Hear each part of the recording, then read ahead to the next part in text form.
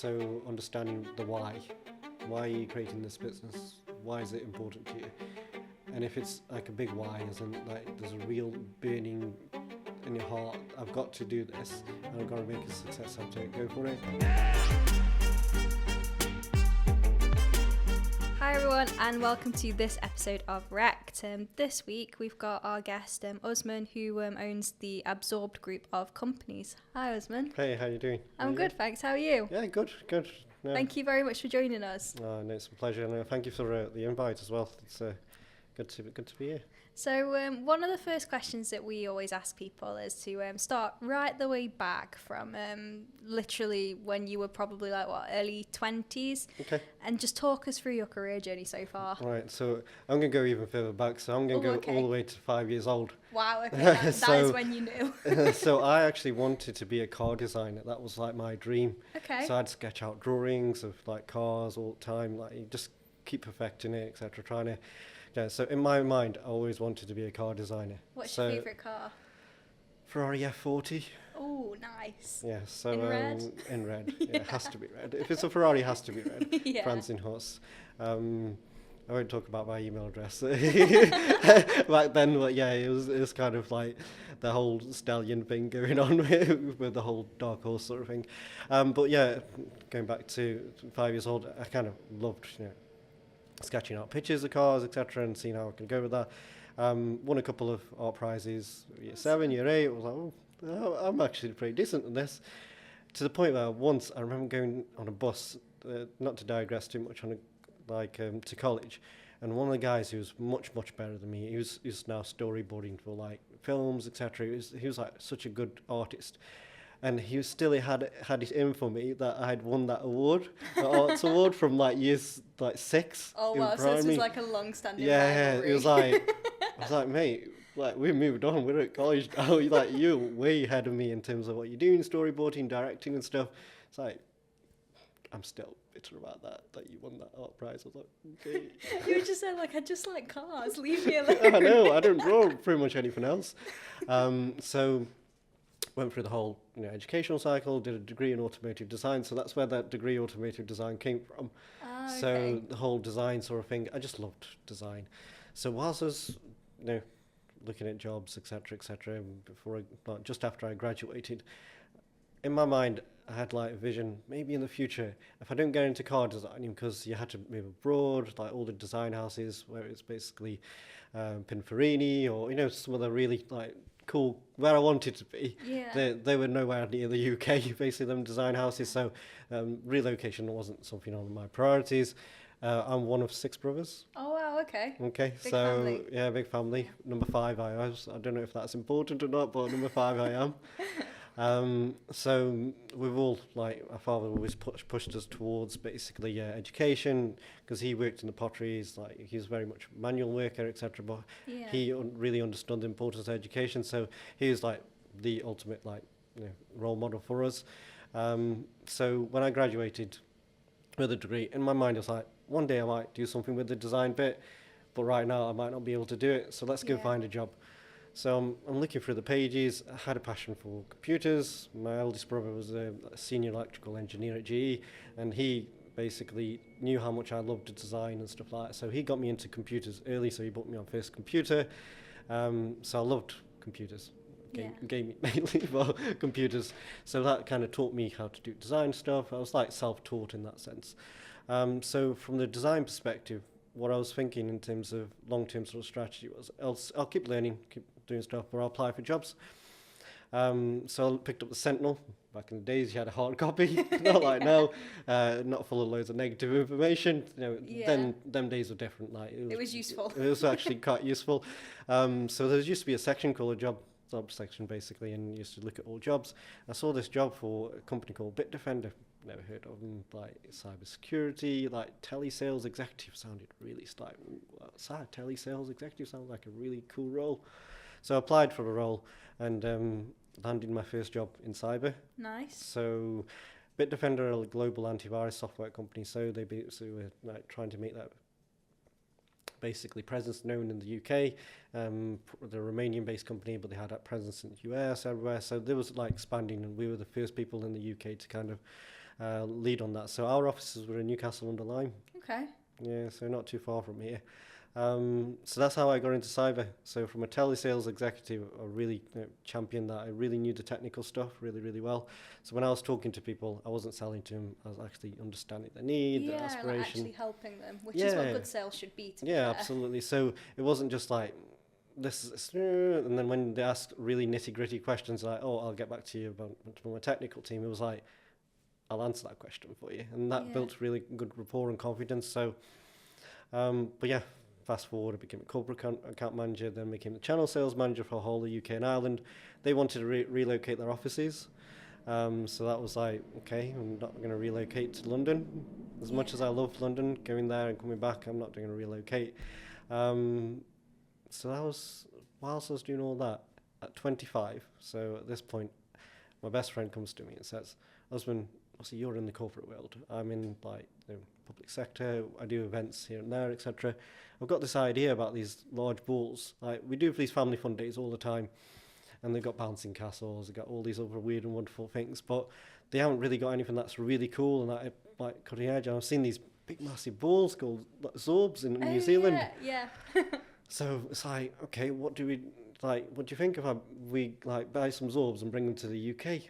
I'm like, okay, so what do you want to do? It's like, me and you go into business together. It's like, okay. So I've got some good knowledge around branding, kind of picked it up over the time, working in the corporate space. With my design sort of knowledge, I could build that up. So we set up, when I was 25, Absorbed Entertainment. Okay. So that's where the word absorbed comes from, the absorbing bit. Right, okay. So yeah, it makes... I wondered where you were going with balls. I was like... Yeah. Because in my head, no, not... I was thinking like Bridgerton, you know, like ball gowns and so our strapline was, this is how we roll. We walk into boardroom meetings like with like, you know, everyone, and like we say we're the boys with the biggest balls in town, and like that would be the icebreaker. Yeah. It was cheesy as hell, but it worked because they knew exactly what we were going on about. I remember that as well because they were literally all over. Like it was when I suppose it was Instagram at the time. It was a big one. They were literally all over Instagram, and that's like what everyone was doing. So the differentiator between us is we bought it to the corporate clients as opposed to you having to go to a static site. So then we bought Bubble Football here, and that went crazy as well, etc. But Absorbed Entertainment was very seasonal. Okay. So as you can imagine, with like these summer events, we were up and down the country doing stuff. But the nature of this plastic product as well, in the winter went really, really hard, which we learned afterwards anyway. You learn as you go along. Yeah. You just literally couldn't put it away. Like, it wouldn't wrap up or anything. I was like, what would we do with this? Just leave it outside because it's so hard. So over the time, in my mind, again, I wanted to do events because I knew, like, again, it would lead me to the whole designing stuff, etc., etc. So at 27, I left Bitdefender.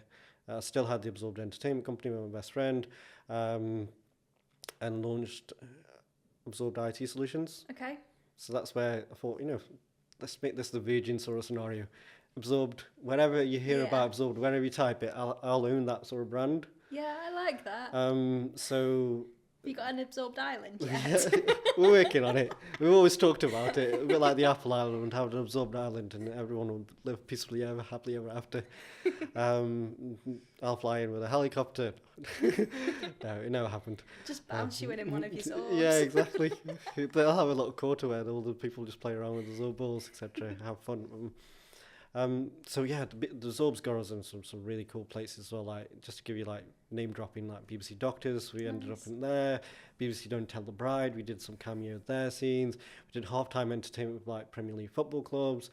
It just got us in places which we never anticipated. It's like the engagement level was really, really cool. There's only so more we could have gone with that, really. So fast track, whilst I was building up the IT company, which the cybersecurity stuff I was really interested in, really loved that, enjoyed that. Like I said, completely different. One was like entertainment, events, and then you got IT companies like cybersecurity, completely different silos. But I enjoy both. It allows me to breathe on both sides. So the cybersecurity company naturally became much, much bigger than the events company. Yeah. It's a bigger space in terms of, it's more of a need as opposed to a want. Entertainment industry is like, it's muchness or muchness in that sense. Yeah, it's also one of the, I guess, during like economic downturns, it's the first thing that people stop spending on. But you always need security. Yeah, absolutely. So basically, around that sort of scenario, within year one of trading with the IT company, I actually gathered 100 clients. Wow. Year one, so I just realised actually I'm actually decent at sales.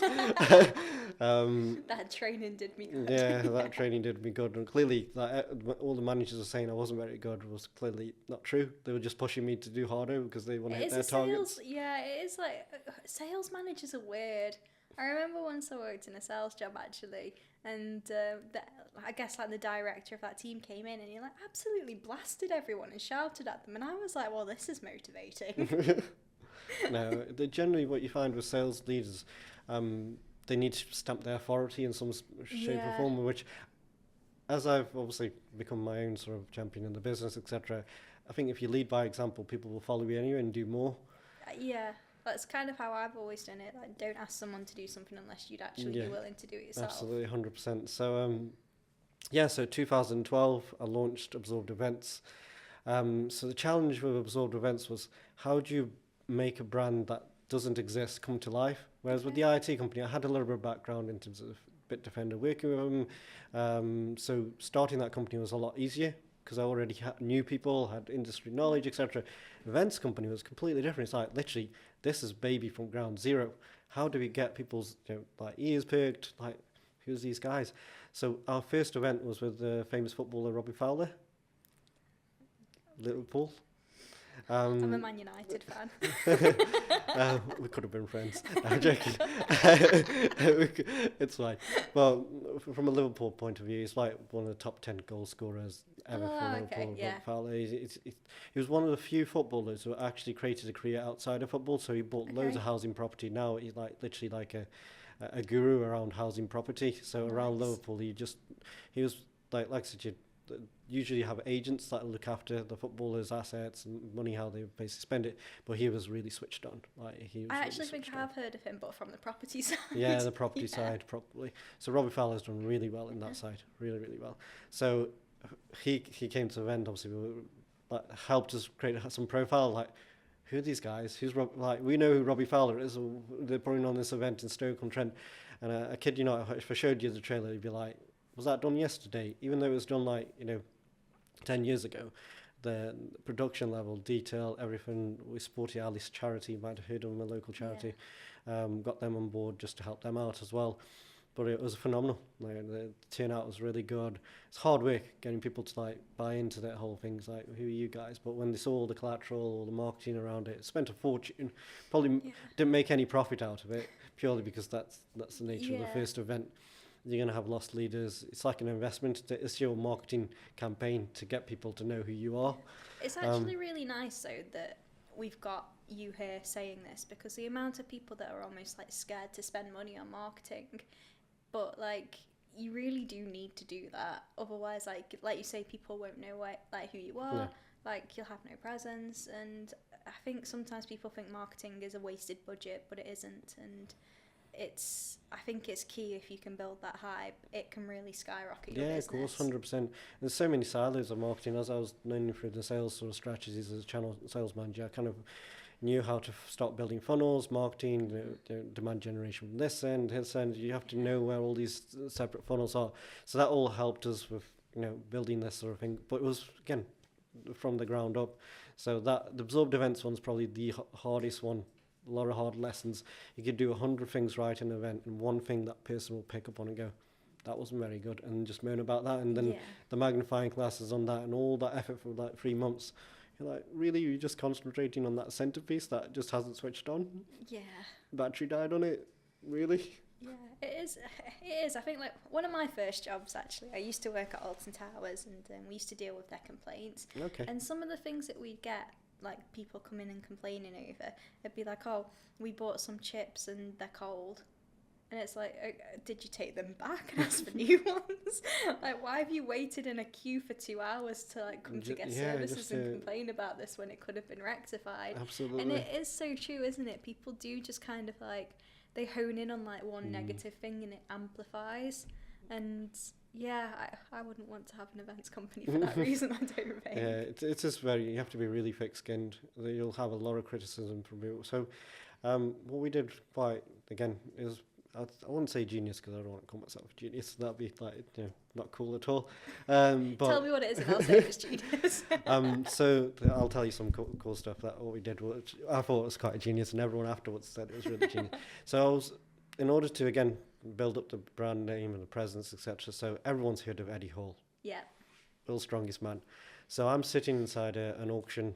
It was a charity dinner, etc. And they auctioned off a training session with Eddie Hall.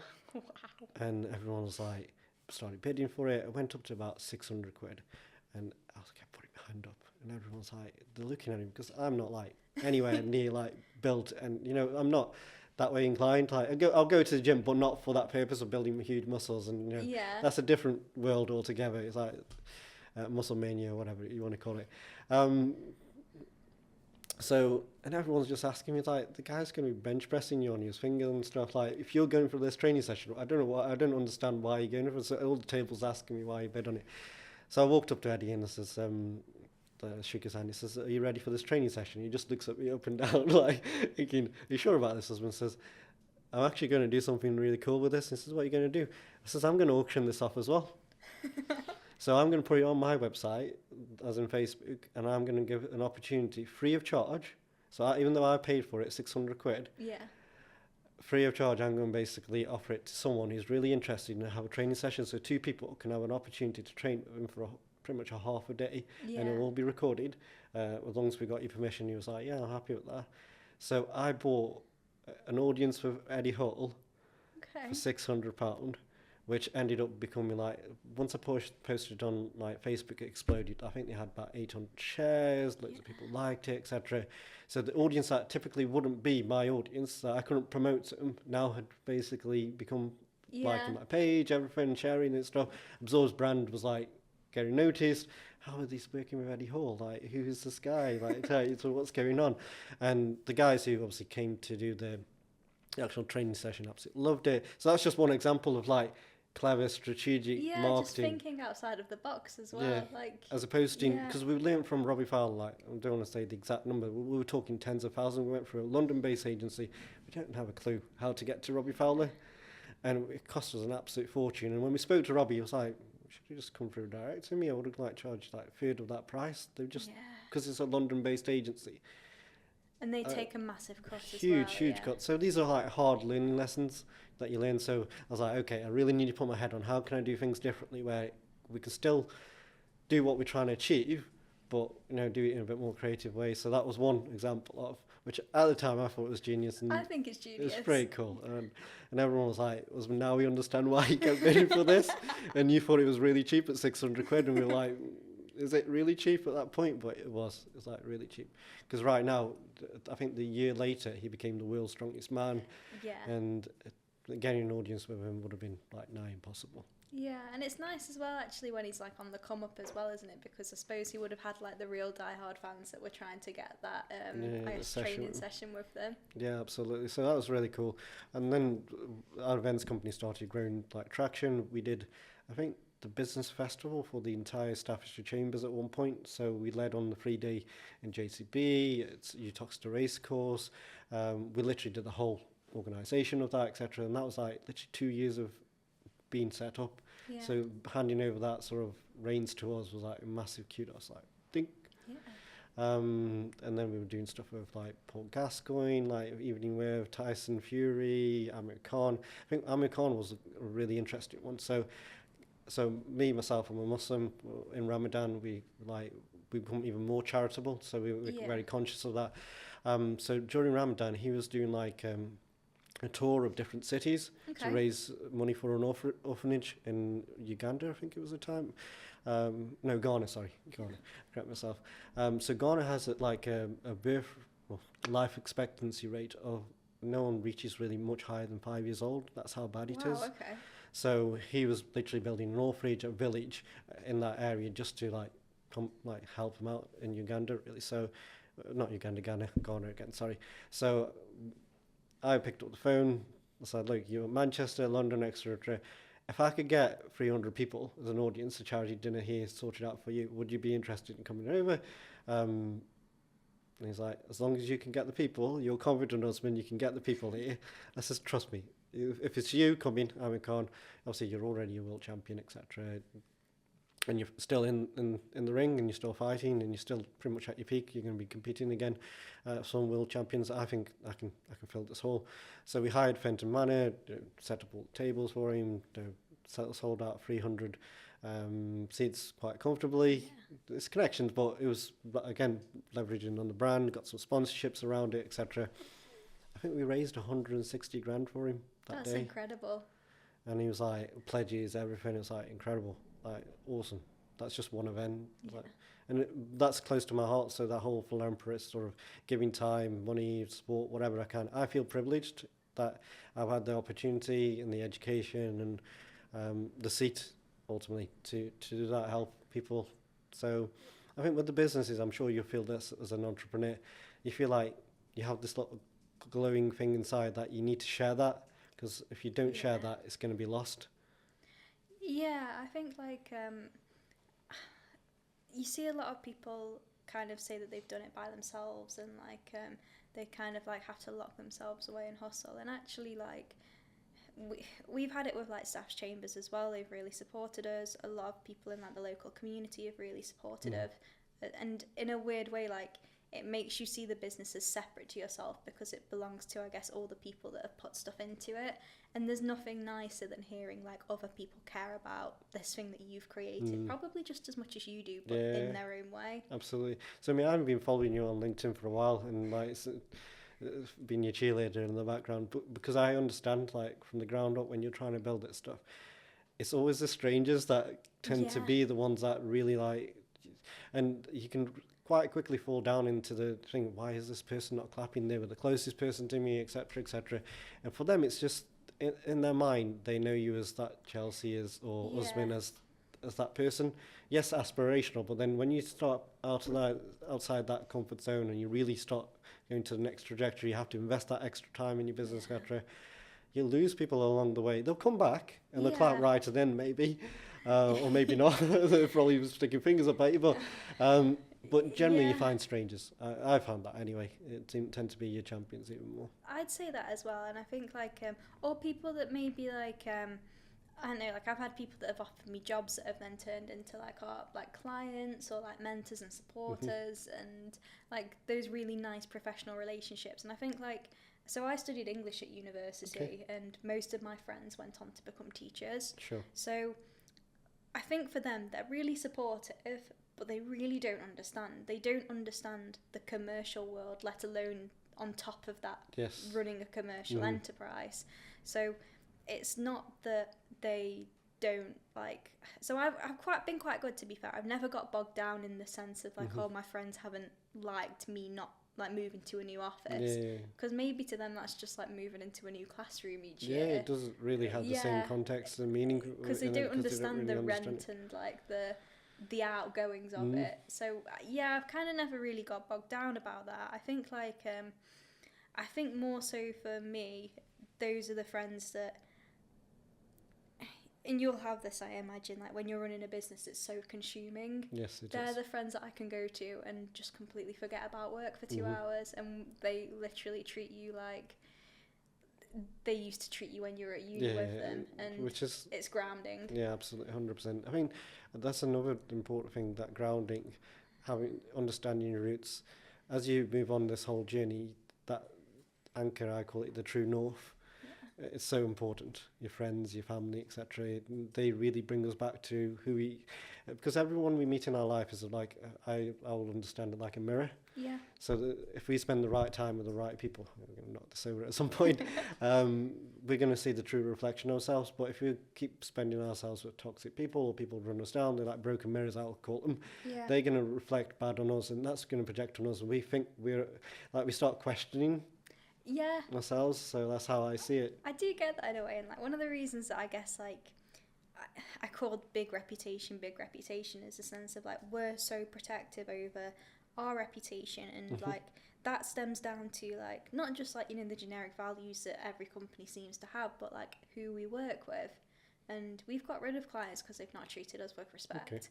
And I think it comes down to like also as well being really choosy over clients who we actually do take on, because they're an extension of our reputation. Sure. So we don't want to work with people that are doing bad in the world, even if it is like commercially lucrative. Yeah. Like, one of the things I think that I said to a lot of my friends when I started this business was, I will always sleep at night if I know that I've done the right thing, Yes. even if we're going through, I guess, like stressful times with maybe cash flow or whatever, or like we're having growing pains. As long as we're doing the right things ethically and morally, 100%. Like, I'll still sleep at night. You'll have a bit more peace. Yeah, and I think absolutely. It is. It's like kind of protecting your peace in a way. Of course. And sadly, like, the broken mirrors have to leave. Yeah, of course. I think it's just sacred. I think that piece, especially for us as entrepreneurs, we've got so many other pressures anyway. Why would we want to inherit even more? Yeah. It just doesn't make any sense. There's only a limited amount of energy and time that we have. We just need to invest it. So, like, all the monetary stuff is important. I get that, but we don't invest in ourselves properly. That well-being side of things will soon run out. Candle doesn't burn on both sides, does it? No. What do you do then? I guess, like, with running, I guess, a group of companies. How do you look after yourself? So basically, with regards to the events company, similar to yourself, I'm very picky and choosy about that, who I work with, how I do it, because for 10 years we've been doing it long enough that we don't need that case study, if that makes sense. Yeah. People always say, oh, well, who you worked with, etc. We've got to the point where we can turn away business, or we can choose the business that we want to work with, not from a profitable side of things, but what are we investing in? Very similar yourself. Is it the right project that we need to be involved with? And having 2 children very young has changed a lot of my focus. So I'm more focused on the IT side as opposed to the event side, because the events, as you can imagine, 3 months, 6 months, you really have to invest heavy on any particular project. So I want to give 100% to every project I get involved with. So I'm not scaled back, I'd say. I've just picked and choose the events that I want to deal with, purely because I know I'll give the best to them. I've got a 1-year-old and a 3-year-old. That's still, I'll never get that time back with them. Yeah. So that's really important for me. So if you ask me that question when they weren't around, then maybe they'll both, like, I'd again still balance it out, so I don't like take regular breaks, invest in myself and train myself, and do stuff that I like and enjoy, as opposed to doing everything for everyone else. They're enjoying and liking whatever you're doing, but you're not really happy yourself. So that well-being, mental health is a huge part of it. So yeah, what I've done now is just like make sure I'm spending more time with the family. I'm able to do that as an entrepreneur because I'm the boss. Yeah.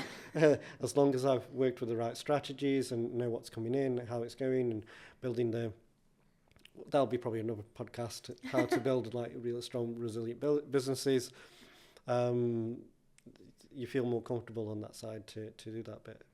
Yeah, it does. It makes a big difference, doesn't it? And I think sometimes, like, you can see that people are giving so much of themselves to a business and they're almost losing themselves in it. And in a weird way, it's almost like when your friend starts being in a relationship with someone and they're, I guess, like, they've lost themselves to that. People can lose themselves really easily. I'm not sure if you found this, Chelsea. A lot of the influencers, like how they talk about their stories and stuff, the truth is, it's like a pyramid, isn't it? These influencers are paid to do whatever they do and tell the stories out how they want. And they talk about, there is no rest, if you want to make yourself, it's like, and the younger people who want to be entrepreneurs think that is actually what you need to do. You literally need to burn yourself to the ground in order to make yourself, to make all these sacrifices. Yes, you do, but at what point you have to know your limits and your sacrifices. But I think the challenge they face is the information that they're absorbing, no pun intended, is literally, I'd say it's toxic to a certain degree. It is toxic. One of the reasons we started this podcast was because I was sick of it, to be honest.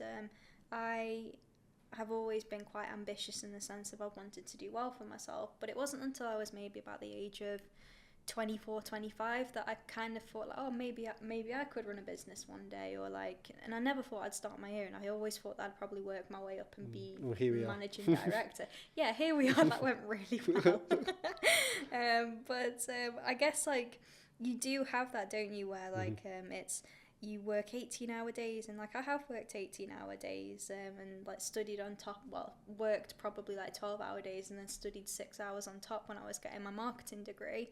But I was so unhappy, whereas like now, I think one of the questions that I get asked quite a lot, to be fair, and I do actually get asked this, not when people are like, I've been asked this a lot, but work-life balance comes up. Oh, okay. And for me, I would probably say I work probably like 50, 60-hour weeks for this business. Sure. But it doesn't feel like how I was maybe working 50, 60-hour weeks Okay. when I worked for other people, Mm. because I have the freedom to do it whenever I like. Yes. And also as well, like, it's kind of, I'm technically working now, but this doesn't feel like Mhm. work.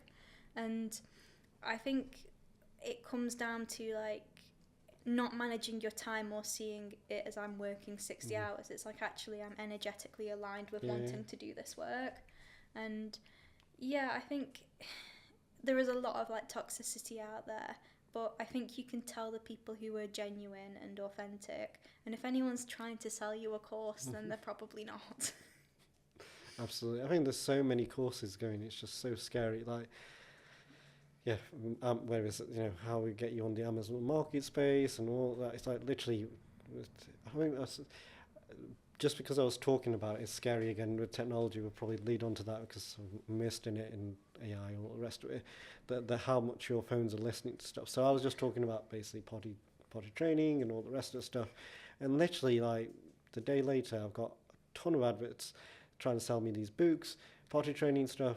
It's not rocket science. Like, Yeah. it isn't really that much, but they're like $100 like things. We've done it. It's tried and tested. 10,000 bestseller. Really. Yeah, it is. I mean, I'm just like, oh, am I going to get ads now for a Ferrari later on? Not quite there yet. we'll work on scale model 1, scale model 2, scale. Maybe We'll next step see can be a Porsche. Yeah, big reputation gets so big, we'll have it branded all over the big. I wouldn't ruin a Ferrari like that. But yeah, I do get where you're coming from. I think in terms of like AI is one of those where it's great, but like in some capacity. But also as well, like we've just launched a blog on this, to be fair, and it was about how what I'm seeing now is a lot of people are kind of like outsourcing their marketing or business strategy solely to AI. Yes. And they're sharing information with AI that like they would never put on their website. Yeah. So for example, like I spoke to one person and they were like, why would we need to like do a marketing strategy exercise, because like we literally just use ChatGPT for everything. Okay. They were feeding all of their like financial information into it, all of like their profit margins and like their sales figures in the data. And I'm like, you do realise that like this is like a language learning model, and they're learning from you, so you're giving it information and feeding it into it. And they were like, what do you mean? And I was like, it's keeping your information. Like, if you wouldn't put this out there publicly, maybe don't share it with AI. Yeah, like, and they have absolutely no idea that language model is still hosted in a same cloud service that can be potentially hacked at some point. If I was, a hack, that'd be prime. Like, that'd be the gold, basically. I was sitting in a seminar about 8 years ago, and even then they were talking about, it's like, gold is not the real value, like as in what it used to be, and black gold, we call that oil, like that hasn't got the same value as it used to have. And then he says, well, the real value is that finite sort of data, so that's the new gold. And they were talking about that 7-8 years ago, before AI, obviously, ChatGPT exploded, all the rest of stuff. So that nth level of data is so important to the competitors.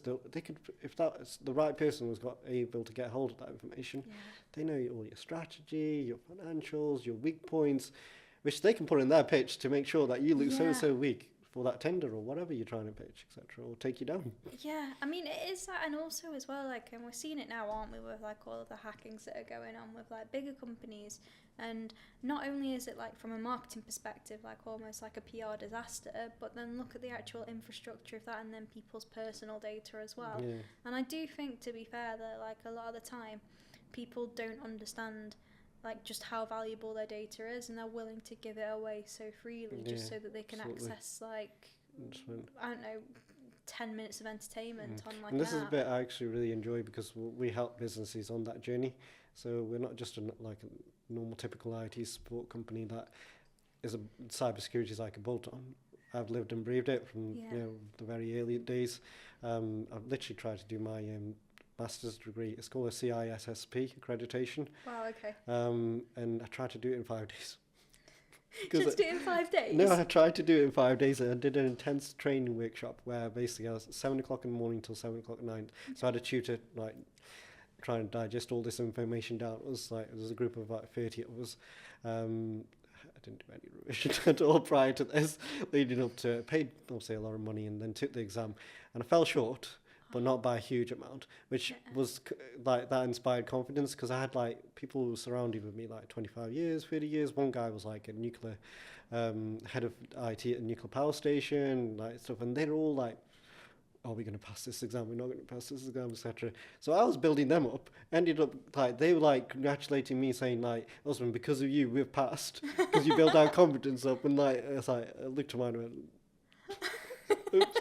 Well, just forget about that. Yeah, but no, the good thing was like I said, I wasn't too far off of actually getting the accreditation. So that boosts confidence for me. So what the CISSP basic accreditation does is the whole think like a manager from a security operations point really helps.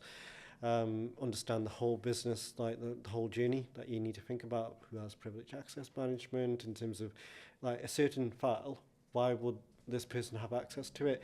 So how do we create them sort of basic criterias? And, you know, you go for the whole cycle: DLP, data loss prevention. How would you prevent that? All these measures, GDPR, and you know, compliance frameworks, etc. So that really hones in on all that sort of stuff. So I've now can have even better conversations. Not that I didn't know them, but with a structure that, you know, is recognised globally. I've got that sort of knowledge now as well. So it's really good, really good. I think it's good, isn't it, when you start working with more corporate companies, because they love a structure, they love a plan, and anything that can be like recognised. It's why I did the chartered marketer thing, because like to me it just kind of signifies, like, especially like when you're in an unregulated industry, like, to say that you've actually put the effort in and you will continually put the effort in to do something. Like, one of the things I say to the team all the time is like, how you do one thing is how you do everything. Sure. And I think if you're going to do something, you should do it properly and commit. Yeah, 100%. And the fact that you've like invested in it, and even like the knowledge that you've learned from it, it's not just the letters. It's actually like, we can now use this practically in our business to make our structures better and to have these better chats and to understand the language that people are using more. Yeah, absolutely. So how I see it from my side is compliance and security hand in hand, they work together. So you might have heard of something called Cyber Essentials. It's the first sort of silo. But effectively, if I was to come to you as a business and say, you'll say, well, I've got antivirus, but it's like, I'll be like, are you really secure? But then if you said to me, you've got Cyber Essentials, I was like, actually, you're adhering to a framework. I can benchmark you a little bit and understand, well, actually, you're at a level that's okay. Yeah. And then we can work on the next level to try to make you even more resilient. But if you don't have that, and you just say, well, I've got antivirus, or I've got this piece of software, etc., you're not adhering to a framework to, like... Yeah. Does that make sense from a systemized point? So people recognize the compliance frameworks as ways to benchmark, are they doing this properly? Yeah, it does make a lot of sense, to be fair, especially when it comes to things like that, where like there is, I guess, like some element of like regulation and stuff in place. And I suppose now we spend so much more time online, but also like we're just a small business in the amount of different softwares that we use. Like, some of these businesses are using way more than we are, and they're almost like, if you wanted to actually hack something, like I'd go for something like Adobe, because the amount of businesses that use massively, huge. Yeah. Huge footprint. And that's Microsoft's biggest challenge, because it's such a big... It's not that it's less secure than the Apple equivalent, even though Apple adoption, Macs, etc., have increased massively over the last 10 years or so. But effectively, because it's got a bigger footprint as an operating system, it's easier to target that, because you're going to get more out of potentially hacking it or exploiting it in some shape or form. So in terms of, from a exploits point of view, we're using mobile devices. People don't even think about that, like the phishing attempts that are happening on mobile devices. So many things, like I mentioned them basically, and then the light bulb moments happen in people's minds. You go, actually, my lifeblood of my business, I use email all the time. So if I had a phishing scam, they'd have access to all my contacts, etc. So from a statistics point of view, SMB, as in small businesses like ourselves, I still class myself as a small business. I haven't got a Ferrari still. Not yet. Not yet. We're more statistically likely to to be attacked because we're part of the weaker link. So it's called the supply Yeah. chain. So if I, for instance, was a care home, I may be a small care home, but because I work with the NHS, I'm the weak link into the NHS data. Yeah. So the targeters, as in the hackers or whoever, are going to basically more likelihood to attack me first. So that's why we still need to invest. And this is Yeah. like that thing where they think, oh, we work with the big people. No, they've got all the security. We don't need to worry about it. Actually, you do. Yeah. Because that big company contract might end if they get hacked through you. Yeah. So it's like reverse psychology. But it's easier for the hackers to work around hacking us. Yeah, and I think as well it's a really good it's a good insight because like we've got things in ours where I guess coming back to AI at the moment, you see a lot of marketing agencies that are using AI to create content or like set strategies for people, and we're putting together our AI policy at the moment, and unless it's something that we would publicly put out on like a website or something, we wouldn't ever use or put that information into AI for our clients because Sure. like our clients, there are much bigger companies than us. They still fall within, I guess, like the medium-sized, Sure. small to medium-sized company, but like you're trusted with their information, be that from a data perspective, like we house data lists for clients and stuff, and I just don't understand why people, I guess, don't want to protect that because they're literally trusting you with like their brand, like their data, absolutely. a lot of their information. And that's the thing for us as well. We have to be so conscious. We have so much insight of them businesses from a security perspective.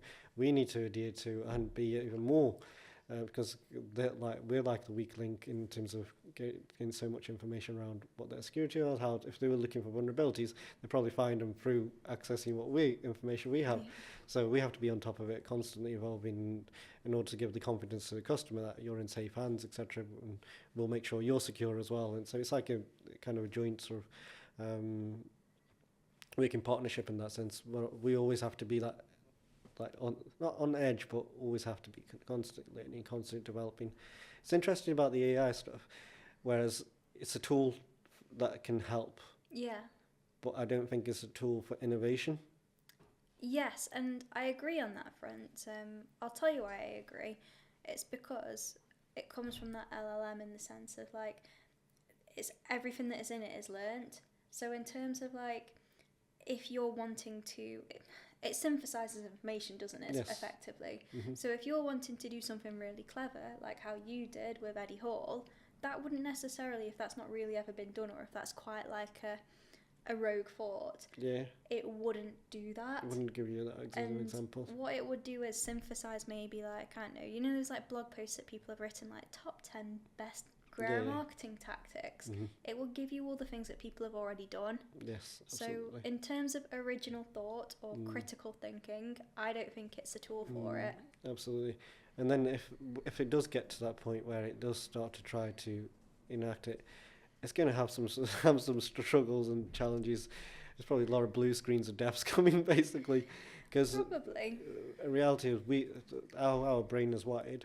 A computer can never be wired in that same way. Our consciousness, etc. Yes, you could, like you said, you can synthetically create something which feels like and looks like and sounds like it, but it isn't the real thing. I think as well, like if we even like talking about like your, I guess, like origin story around like how from the age of 5, like you loved cars and you loved drawing them, and that kind of, I guess, fueled this, I guess, love of design in some capacity. Creativity, absolutely. And it's like Steve Jobs, how he did a typography class, and then that's how we have Apple and all of the beautiful screens and stuff. With AI, there's no serendipity in the sense of like what people actually enjoy and how that then translates into building these like careers and things like that. Whereas with AI, you have to prompt it, and there's no kind of like proactive thought in there. So yeah, you have these jobs now, and yeah, I'm seeing quite a few of them around like prompt engineers or things like that, how they know how to prompt AI to get the best out of it for you. And actually people are spending, in my opinion now, way too much time on AI trying to synthesize information, where actually if they just picked up the phone and rang one of their customers, or maybe did like a focus group of 5 calls, maybe take an hour out of your day, and just ask them like these questions that you're then asking AI, or like trying to prompt it to get out for you, you'd have much richer but more relevant information. Absolutely. I think we all have not just buying signals, but what in our core values, because that's what leads us to our decision making, whatever we do in life, whether we pick a phone or we buy, I don't know, a pet, or have a pet, or whatever we do. Dream about Ferraris. That in core values, I don't feel like you'd be able to get that from AI communicating. No. Because they change in that instance. Yeah. I think as well, like, psychologically, we do a lot of things unconsciously, like through emotion. And I think, like... We're going a bit deep here, aren't we? This conversation, which is good. Yeah, and I think it's good to have these conversations around business, because, like, a lot of the time, again, it's like business is so logical, but actually, I think if you actually strip it back, most of business is based off emotions. Like, one of the people that I really look up to is Barbara Corcoran, the real estate lady in America. And she was like, my dream was just to be the queen of New York real estate, and she'd like imagine that she was the queen of New York real estate, and then that's what she became, because she had this like imagination that that's what she wanted to be. And she was just like a kid, I think, from like New Jersey, and there was like 12 of them, like, so yeah. I love them stories, because you can actually relate yourself and see how in our mind we have a vision of what we want to be. We can't see it, but it's like we kind of we end up becoming that person over time. How we dress, how we interact with people, etc. And we can see it ourselves basically changing into that being that we want to be. But we don't see it in the sense that, like, how others see it. People see that change much more than we see it ourselves, because we just think we're just going along, we're trying to go to our goals. So she's obviously had that in her mind, that she was the queen and acted like a queen. Like everywhere she went, she was probably holding her own, like in conversations where I can imagine, again, with real estate, being a woman, she wouldn't have had that. I think she said it herself, like old boys clubs and stuff in there. She would have had so many things to walk through. That probably would become even bigger fuel for her, etc. Everyone loves a challenge, don't they? Yeah, everyone. Well, I think every entrepreneur loves a challenge. That's why they started the business in the first place. They love a challenge. Otherwise, they'd be lazy. Not lazy, but they'd just get a job, wouldn't they, where they're comfortable and happy. I think it's like, I think laziness is probably the wrong word. Like, I think one of the things that we try and do, I guess, on this podcast, we try and have a nice split of like people that are directors in the sense if they've worked their way to be directors for a business, or people like us who probably would have never been made directors of a company, so we've done it ourselves instead.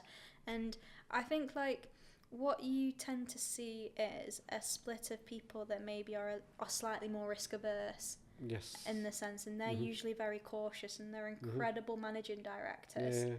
Because they will synthesize all of these risks and listen to people and manage a company incredibly well. Which is what you need for that particular business. It's like that's the perfect fit for that role that they play in that company. Yeah, and I think like when it comes to entrepreneurs and founders, to varying extents, to be fair, I think like some of them, you can tell that they're only going to be interested in this for 6 months and it's got to grow quickly or it's not going to grow at all.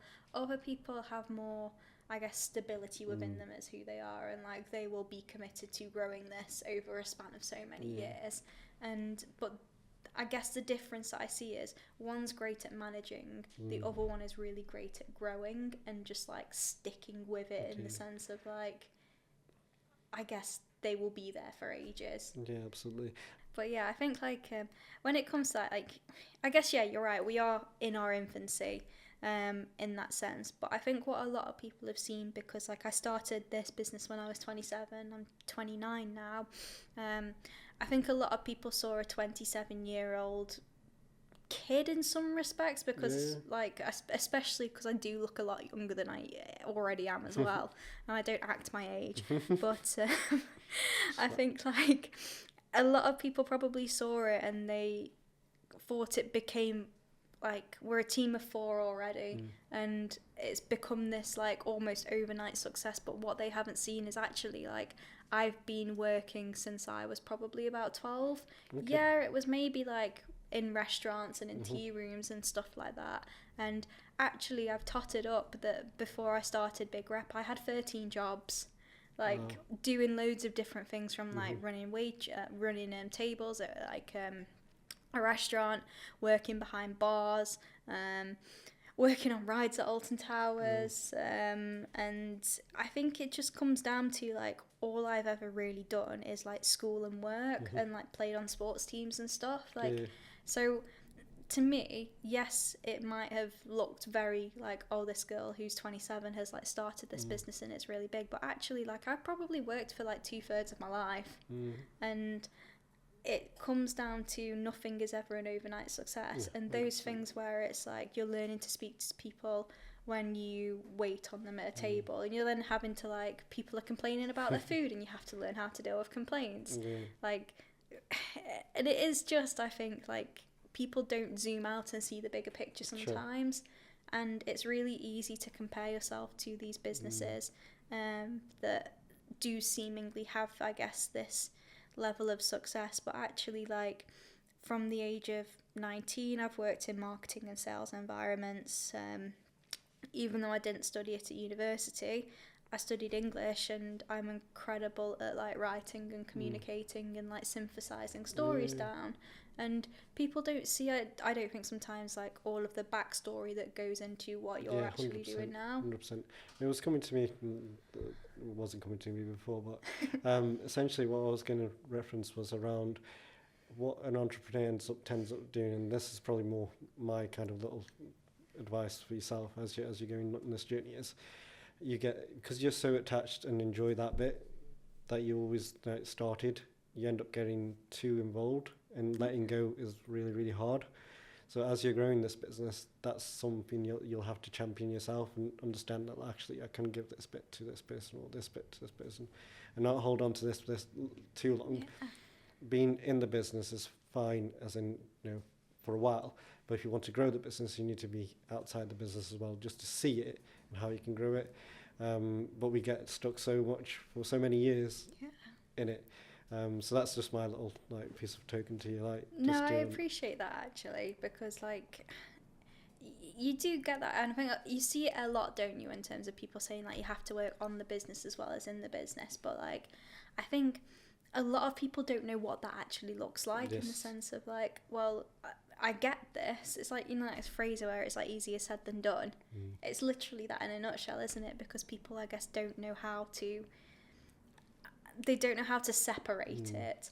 And I think, in a weird way, I've managed teams of probably about, when I was 19, I was managing a team of 16 people. Amazing. And I probably find delegating a little bit too easy. Okay, that's good. That's and, really like, good. yeah, and I think, so in some ways, I'm really glad about that, and that's how I had, like, I guess, my introduction into work. It was always around the guise of, like, not only how do I hit my targets, I guess, as a manager, but how do I guess, bring all of these people on this journey with me. Yeah, absolutely. And I think, actually, what I've kind of struggled with that is managing teams of people so early, and then coming into marketing roles where I was like a solo contributor, and being managed poorly. I think that was the more difficult thing, and it's probably one of the things that led me to start my business, because I was like, I'd never manage anything in that way. It's just like, I can do this so much better, like, and I know the management side, I know, like, in terms of marketing and sales, like, I have a really great background in terms of, like, marketing and strategy, and, like, I have my strengths in certain areas, but there are people out there that are much better at niche elements of marketing than I am. I am not the best paid ad specialist, but I don't have to be. I just need to find who that person is and make them want to join Big Reputation. And I think that's, I guess, the beauty of, like, running a company, isn't it? And I can go and recruit that person. I know how to recruit for people. So yeah, that, I guess it comes down to that, doesn't it? Yeah, 100%. And again, it comes down to, is that the right client I want, etc., etc., like you alluded to before, really. So, but it's just like, with big reputation, I know I can sense it. You're so passionate about it. You love it so much, etc. It's just like, as you evolve, there'll be certain elements that you just like. You'll be so involved. At one point, do you want to? Everyone's journey is different, isn't it? Everyone's I think as well, we're at a nice size at the moment, to be fair, where I get to do, I'd say probably 60% of the jobs that I really enjoy doing. Okay. 40% is like stuff that any, I guess, managing director, founder, CEO, whatever you have to call yourself in a business of a certain size will have to do. Yeah, of course. I've not heard of any founder entrepreneur talk to me and say, I love bookkeeping. Yeah. I've not heard of any of them. My accountant's never shouted at me over my bookkeeping skills, so I mean, like, I'm probably not terrible at it, but is it in my, I guess, like, 3-year plan to try and like outset that to somebody else 100%? Yeah, I've yet to hear any entrepreneur go, yeah, I love that bookkeeping bit, that's like my favourite bit. Yeah, one of the things that I really want is when we get to a certain size, I'd love like a HR / like office manager, because like, in the nicest way possible, like, I am incredibly empathetic, but sometimes it can consume me in the sense of, like, you're having to look after all of these people, but then you're kind of like, sometimes I have to remind myself that actually the best thing that I can do to look after this team is to hold together a really strong culture, make sure that we're delivering great work for our clients so that like revenue's coming in and we can pay everyone's bills and everyone's got that stability. Sure. Because I think stability is the bedrock of like psychological safety. 100%. So I don't want to be the person that's like listening to, I'm so sorry I can't come into work today, I've got food poisoning. So that's like, usually it's me that's got food poisoning, by the way, I'm terrible at it. But so one of the things that's on, I guess, like my wish list is I really want someone to come into the business and manage all of those processes for me as we grow. I can probably cope with it to a team of maybe about 6, but then after that, I don't want it because caring about too many people at such a granular level is difficult. I think any team that gets bigger than, I'd say, probably 10, you just lose that sense of, it's not that small team anymore. It's like now it's like everyone's got all these things going on, like people have their little cliques going on. Some people naturally they're gonna have more like interests and things going on. So, like you said, micromanaging all that sort of stuff, it becomes really absorbing. Yeah. We've said that word a lot. I don't think I've said absorbed so many times. Well, it's spelled with a Z, and I've had people correct me all the time, like, Usman, why you spelled it wrong? Then I have to explain the whole, like, what the Zorb is and etc. Like, oh, I get it now. Do you still do the Zorbs? No, I don't do the Zorbs. My best friend, basically, he wanted to carry on doing that bit, so I think 2018, he carried on doing that bit with his own company. I stuck with the event side, the corporate bit. That's the bit I enjoyed, like designing stage sets, wowing people with technology. I love that bit, so I carried on doing that bit, and we've done some really cool projects. Like, I love someone bringing a brief to me going, Husband, I've got this empty car park, I want to make it look like a carnival, what can you do? It's like, no problem. Give me a clipboard, let's start now, and get me a measuring tape out, start putting cones out, start analysing what's going to come through, traffic-wise, etc. We've done some really cool stuff, so I like that whole, like, I've got this brand launch, I want to do this, and how I want to do it. And because I've seen and done so many different events, hundreds of them, oh wow, I never thought of doing it like that. Because I've got that insight, I've been around, I won't say run around the block, but you understand that when you're doing that many events, you kind of go, have you ever had one that's gone like catastrophically wrong? I've done enough where there's certain things that you can't control. So I wouldn't say catastrophic wrong, but there's been instances where things have gone wrong. Like, and that's nothing. Some things you just can't control. Like, you've got 500 people, and then like the guy who's supposed to be the Jackie Potatoes or whatever, etc., is up and all of a sudden it explodes. Like, you don't know what to do with that sort of situation. You got a queue full of like hungry people. What do you do in that instance, and how do you react to it? So you have to build like different stuff. But nothing's gone like no My liability insurance hasn't been tested, basically. Okay, no, I get that. But you just can't be too careful. Like, just simple things like right now I'm looking at all the setup, etc. Like, I know from a H&S sort of point of view, we'd have to do stuff. You have to tape everything down, trip hazards, anything becomes your liability at that point when you're setting up an event, especially the venue's not yours. You don't own it. You've got to just really lock it down. Yeah. The amount of red tape there is just unreal.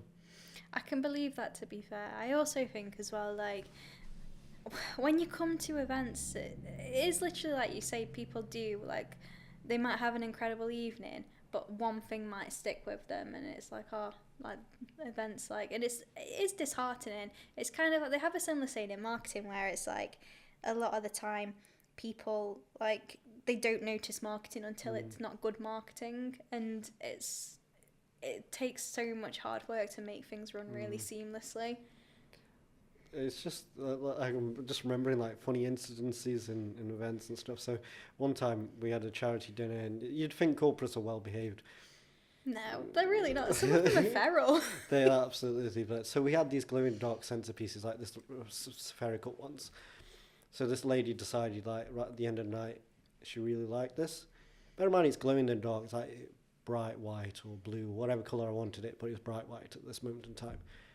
So she puts it in her dress. You can see it glow, I guess, if she's pregnant.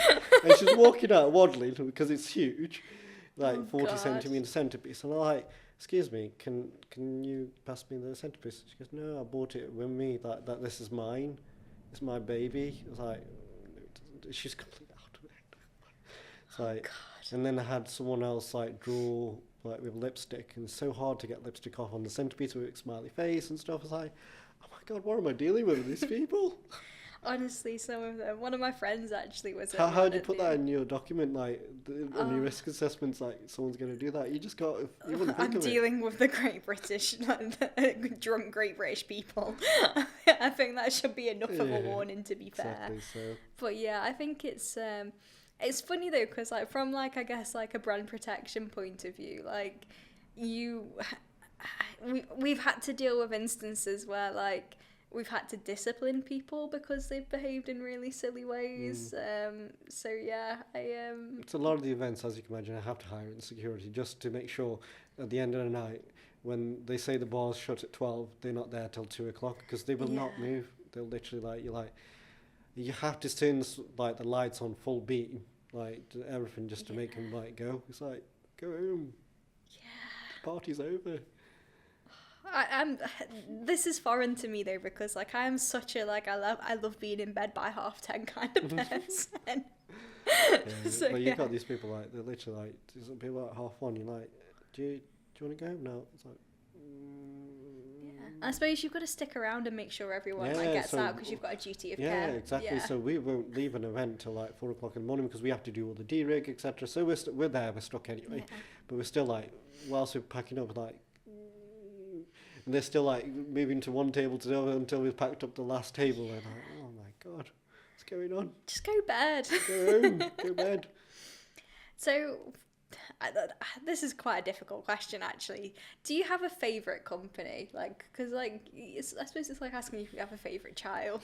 But it's a difficult one because I enjoy both of them in very different ways. Yeah. But I'd say the event side is a bit more favourable from a creative perspective because my core values, again, come back down. What I really love is wowing people with design, that creative edge, having this sense of details, and I can't do that in like a cybersecurity tender document or. Do you have like personal core values in the sense of like, because I know a lot of people can go through exercises where they like define their core values and they can reel these off. Have you ever done anything like that? And do you kind of like live your life by those core values? Yeah, I think faith plays a massive part of it. So being a Muslim, basically our faith. The core values literally stem from all that, so how we live our lives, etc. I think people forget that they get so indoctrinated with the religion side of things from the teachings as opposed to the practice. When I talk about practice, I'm talking about character. Yeah. So you could pray 5 times a day, be a horrible person. Yeah. Do you see where I'm coming from with this? Yeah. So I think the whole faith or spirituality, etc., it should make you a better person from the inside out, and that should reflect, and people around you, that energy should resonate, really. So whatever journey you're on, the core values for me specifically come from my faith, basically that oneness of the creator and how everything's uniquely beautiful, gratitude, all these sort of like really important things, because if you don't value them things, you're just constantly chasing the zeros or etc. It's like, where does it stop? What are you really doing this for, etc. So you have to be like, I think you nailed it on the head there as well before. It's like, if you can sleep at night with peace, how you're running your business, the etiquette, the ethical side of things, etc.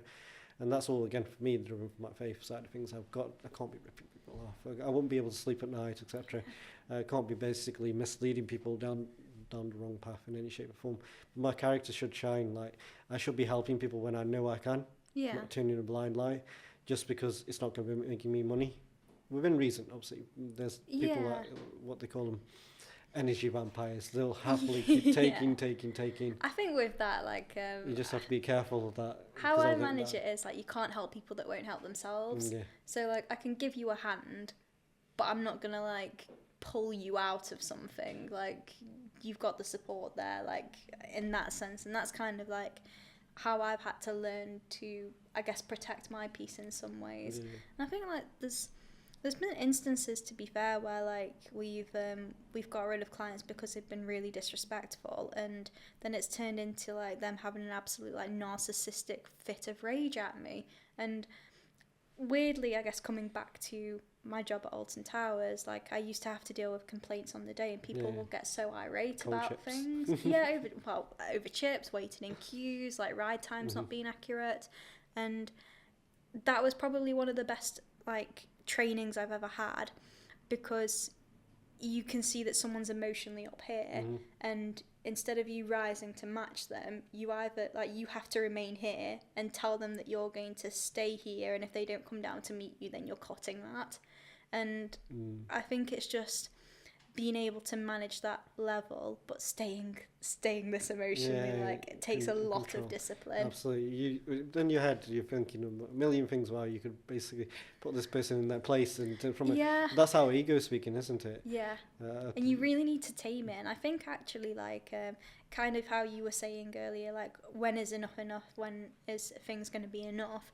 I think if you have the ability to know why you're actually in something, and you can control your emotions to the point where, like, you don't pop off at people because they've not done something that you've asked, or like, you can mostly control your emotions, that's kind of when you are actually on that path to, I guess, becoming whatever you want it to be, in the sense 100%. Of that. I think going back to the original why I set up the companies, etc. First initially was obviously, of course, it's for ourselves. We do it for ourselves. We want to create a company. It's a challenge, etc. But as you're going on this journey, you start thinking, well, actually, I'm helping change people's lives. I'm an employer. I'm like, for them, some level of like a mentor or role model to them, etc. Before they leave the company. No, but they do, and I think like. But I think that I really enjoy that bit. So changing people's lives become like a fundamental part of what I was doing, and then I used to look at like Bill Gates and all these other people. I'm thinking in my head, okay, these are like quite elderly people in terms of when they start their foundations, etc. So I started giving like right at the beginning. So it was effective. Of course, it was hurting my business. I sit with my account and it was like, Usman, why are you giving tens of thousands of pounds away? Like, you can't afford to give this amount of money away, etc. At this early stage of your business, or even now, he still has to go. That means like, why are you doing this? I says, but that's the whole point of this business. It's there, like, to directly help the communities. Like, if there's so just to give you a couple of examples, Absorbed Events has sponsored so many different people. Tox's first ever pro fighter, his name's Josh Groombridge. We sponsored him during his professional career, and multiple other boxers as well. I like boxing anyway, but these people don't get the opportunity to get through that. They don't make big bucks until they really, really get to the higher stage. So in the early stages, they need sponsorship for the kits, the training, etc., the vitamins, the supplements, whatever they're taking to just keep them fit and ready for the next fight. Really. So I sponsored quite a few boxers. I think there's, at the moment, for the last 7-8 years, we sponsored a young boy. I've literally seen him grow up from 12 years old. So he was a world champion kickboxer. Nice. And now he's turned a pro fighter. I'm still sponsoring at this stage. I don't advertise it everywhere, but there's so many like charities and stuff that we do silently, some openly, etc. But the core values, again, it's like, how many lives can I change? Like, Yeah. I feel like the gratitude that I've comfortably, I can say something to yourself, we can do this probably by ourselves and earn a really good wage and be at a place where we're still happy, but we're not changing lives. We're not, does that make sense? Yeah, 100%. Like, and I think that's when you get to the point where like you end up like sitting around with like maybe you've got 3 or 4 Ferraris and like some really nice bags and some really nice watches, but you've actually got no people around you and you feel really empty. And Absolutely. like, as someone who loves nice things, I don't want them at the expense of people. No. You don't want to climb the top of this mountain. You've got these beautiful views and you turn around and there's absolutely no one to share it with. Yeah. Like say, hey, did you? Okay, where's everyone gone? Yeah, and I think as well, like, when it comes to having a team of people and stuff, it's like if you want to go fast, go alone. If you want to go far, go together. And I know that the vision that I've got for Big Reputation is, it's so much bigger than just me, and I need a team of people to get me there, and I want a team of people to help us get there. I'm excited for you, honestly. I've seen you grow in just a short space of time. Thank you. And I'm so glad we got an opportunity to meet in person as well. I know, yeah, it literally is. Do you ever have it, actually? I'll ask you this one question, then we'll ask you the wrap-up one. Oh. But do you ever have it where like you go and meet someone and like, because they know you are from LinkedIn, like they start talking to you as if they know you, and I'm like, I've actually never met you before. I know. Yeah. But then I've had instances the opposite where the persona has been so like opposite, like it's jarring, isn't it's like it? literally you think it's just the same person, because they're like, it's like Chat GBT has like written all their conversations and like all so enthusiastic and like everything, and then you come to me, it's like the squeakiest, like, I'm not saying you should make out a squeaky voice, but it's like such a softly spoken person, like you have to like really push them to talk, and I'm thinking, oh my god, is this the same person? What's going on? Yeah, it is jarring, isn't it? But I guess again that comes down to like so many people try really hard to create these like, I hate bloody personal branding gurus and stuff. It's like, just be yourself, and like one of the things that we say is like, don't focus on building a personal brand, focus on building a reputation, because in a way that makes you show up. Like, it comes back to, I guess, one of our things is like, how you do one thing is how you do everything. If you're showing up so differently online, there's a disjoint there. Yeah, there's a hilarious one again, similarly, a chap called Ben from Be Active. I'd met him before, previously, I'd spoken to him, etc. Very successful young entrepreneur, similar age to myself. And Ben was really cheeky. What he did was on Facebook, he put a post up, it says, and tagged me in it. It says, I'm going to have a meeting with this guy, as in me, husband. Does anyone know anything about him? To see what the responses were. I said, and then this one woman responded, and like nothing was negative. Like I generally don't try to create any sort of negative stuff. And she says, yeah, he's really flash, like looking, like as in like from what I've seen, like he carries himself really flash. That's all I know. It might be a nice guy. It's like, you don't even know me, but clearly she's seen, obviously, Facebook or whatever. She's seen me, wherever she's seen me. Says, but he something like that.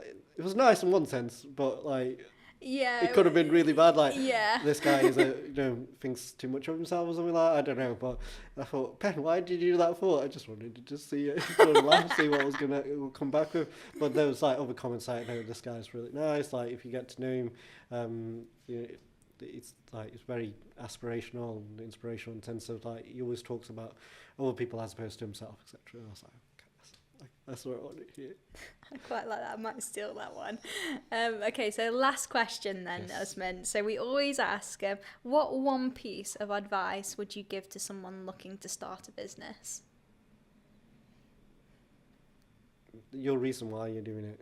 I think that'll fundamentally, it comes down to your core values and what your vision is. If you're doing it to make money quickly, and that's your core reason for money, then I think that's not enough motivation to do it. So understanding the why Why are you creating this business? Why is it important to you? And if it's like a big why, as in like there's a real burning in your heart, I've got to do this and I've got to make a success out of it, go for it. Otherwise, if you're like having second guesses in terms of the why, not how you're going to do it, because we'll have loads of second guesses of how we're going to do it, how we're going to reach it, because we're not, we've only just started. The why is important, the how can change. Yeah, how it can change. So that why is so important. Brilliant. Well, thank you very much for your time, No, Usman. thank you. It's been a pleasure to finally meet you. Yeah, nice to meet you.